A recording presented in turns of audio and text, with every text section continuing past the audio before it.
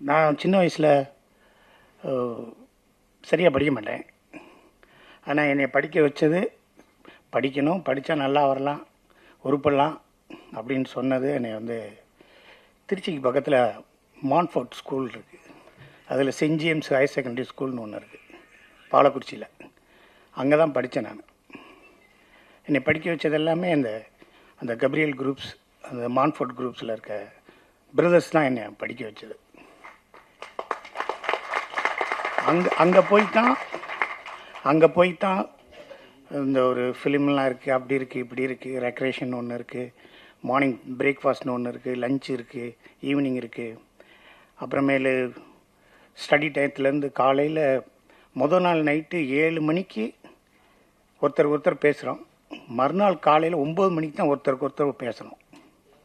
எந்த ஸ்டூடெண்ட்டும் எந்த பசங்களும் யாரும் பேசிடக்கூடாது. 7 மணிக்கு டின்னர் முடிஞ்சுன்னா அதுக்கப்புறம் யார் யார் படிக்க போகிறாங்களா படிங்க, ப்ரே பண்ண போனால் ப்ரே பண்ணுங்க. கரெக்டாக 11 o'clock தூங்கிடணும். மறுநாள் காலையில் ஸ்டடி இருக்கும். ஸ்டடி முடிஞ்சதுக்கப்புறம் பிரேக்ஃபாஸ்ட் இருக்கும். பிரேக்ஃபாஸ்ட் முடிஞ்சு ஸ்கூலுக்கு போகையில் தான் 8:40 தான் ஒருத்தர் பேசணும்.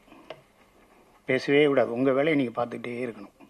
அந்த மாதிரியான மிகப்பெரிய டிசிப்ளினை எனக்கு சொல்லிக் கொடுத்தது அந்த ஸ்கூல் தான். அங்கே இருந்த ஃபாதர்ஸ், பிரதர்ஸ் தான் எனக்கு சொல்லிக் கொடுத்தாங்க.